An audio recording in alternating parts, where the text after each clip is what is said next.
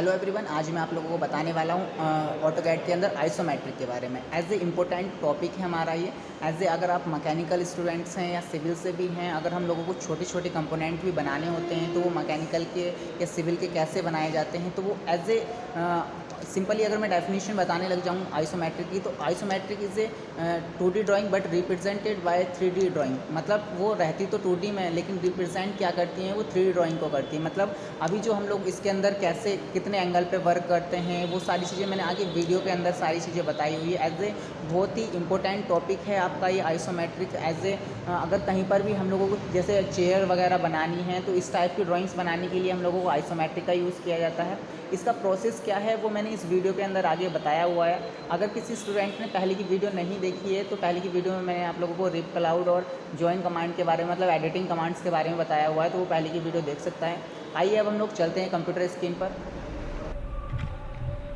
Hello everyone, आ चुके हम लोग कंप्यूटर स्क्रीन पर। आज मैं आप लोगों को बताने वाला हूं आइसोमेट्रिक के बारे में। तो आइसोमेट्रिक एक इम्पोर्टेंट टॉपिक है as a mechanical and civil के लिए, क्योंकि इस पर जो हम लोग वर्क करते हैं 3 साइड्स पर वर्क करते हैं, मतलब बहुत ही इम्पोर्टेंट है। एज ए आइसोमेट्रिक में वर्क करना पड़ता है हम लोगों के लिए।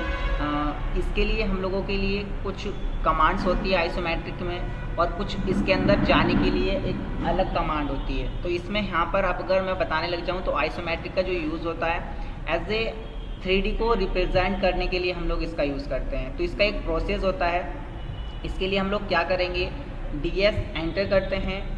एज ए अगर हम लोगों को आइसोमेट्रिक में वर्क करना है तो DS एंटर करेंगे। एज ए अगर मैं बताने लग जाऊँ, तो आइसोमेट्रिक का जो सिंपल प्रोसेस है, रहती तो 2D की ड्राइंग है, लेकिन रिप्रेजेंट जो करती है 3D की ड्राइंग को करती है। मतलब एक टाइप से बनी हुई रहेंगी 2D में, लेकिन वो दिखेंगी, जो भी दिखेंगी एज ए मैं एक छोटा सा ऑब्जेक्ट बना के दिखाऊंगा आपको इसमें, लेकिन वो लगेगा 3D में, बना हुआ 2D में रहेगा। तो यहाँ से प्रोसेस क्या रहता है, आपने DS एंटर करते हैं। इसके लिए DS एंटर करने के बाद यहाँ पर आता है स्नैप एंड ग्रिड का ऑप्शन।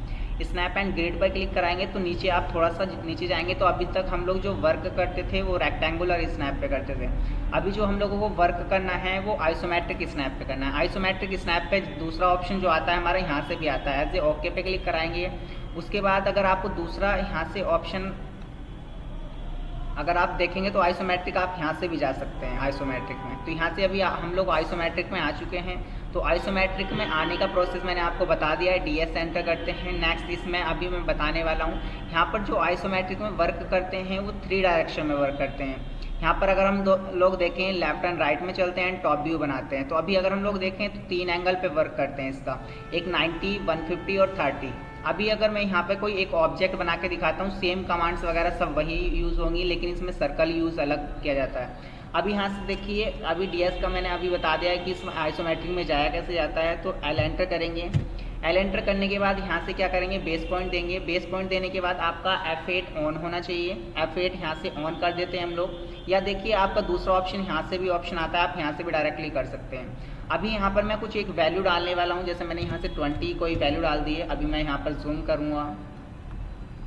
जूम करने के बाद यहाँ पर अगर मुझे डायरेक्शन चेंज करनी है, डायरेक्शन चेंज का मतलब होता है एज ए मुझे 90 डिग्री पर वर्क नहीं करना है, दूसरे एंगल पे करना है, तो यहाँ से मैं यहाँ पर F5 का यूज़ करूँगा। तो अभी देखिएगा, अभी मेरी डायरेक्शन चेंज हो चुकी है।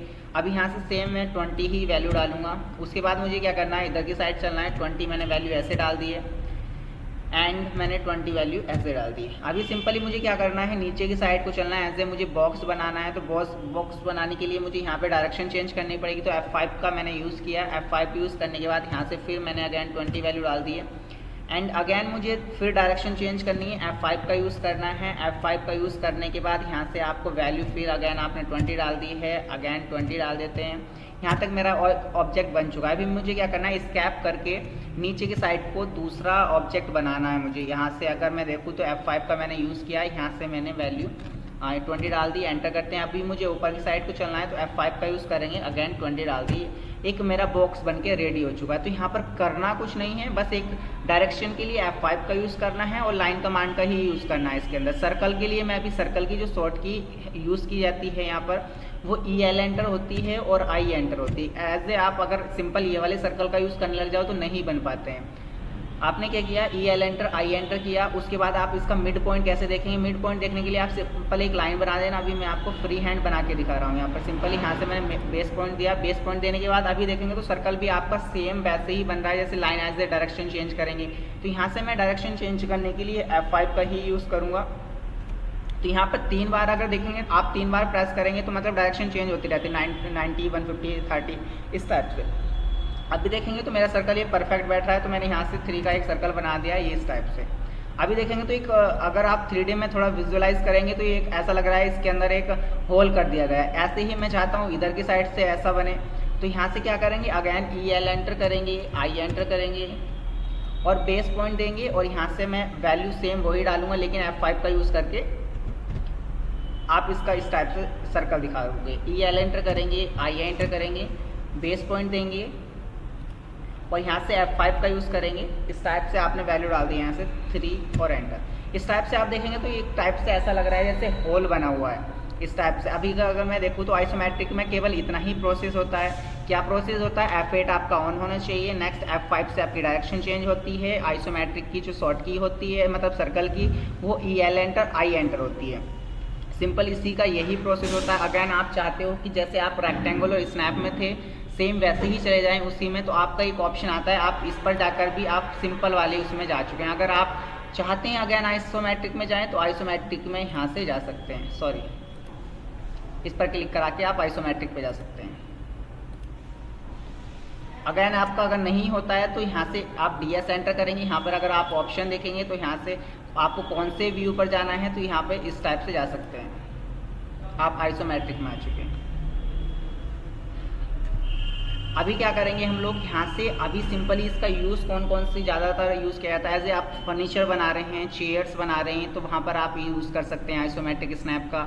नेक्स्ट अगर आप मैकेनिकल का सबसे ज़्यादा जो वर्क किया जाता है एज ए 3D में विजुअलाइज करने के लिए, मतलब 3 डायरेक्शन में आपने अगर पॉलिटेक्निक की हुई होगी तो पॉलिटेक्निक में भी इसी टाइप से वर्क किया जाता है। मतलब left and right and top view पर हम लोग वर्क करते हैं। तो यहाँ पर इसका 3D विजुअलाइज कराने के लिए अगर हम लोग देखें तो यहाँ पर आइसोमेट्रिक का ही यूज़ किया जाता है। अभी अगर इस आइसोमेट्रिक में किसी का कोई क्वेरी रहेगा या कुछ क्वेश्चन रहेगा तो वो कमेंट बॉक्स में डाल सकता है। आइसोमेट्रिक में फ़िलहाल इतना ही था। अभी नेक्स्ट आगे की वीडियो में मैं नेक्स्ट टॉपिक के बारे में बताऊंगा। अभी आज के लिए इतना है। Thank you so much. अगर किसी स्टूडेंट ने वीडियो को लाइक एंड सब्सक्राइब नहीं किया है तो वीडियो को लाइक एंड सब्सक्राइब करें। अगर किसी का भी कोई क्वेश्चन होता है आइसोमेट्रिक ड्राइंग से रिलेटेड या आइसोमेट्रिक का कोई भी पॉइंट आपसे समझ में नहीं आ रहा है तो कि इसकी डायरेक्शन कैसे चेंज वगैरह की जाती है तो वो एज ए आप कमेंट बॉक्स में अपना पॉइंट डाल सकते हैं, जिसके रिगार्डिंग मैं आप लोगों को उसके बारे में सारी चीज़ें मैं आप लोगों को बता सकता हूँ। Thank you so much.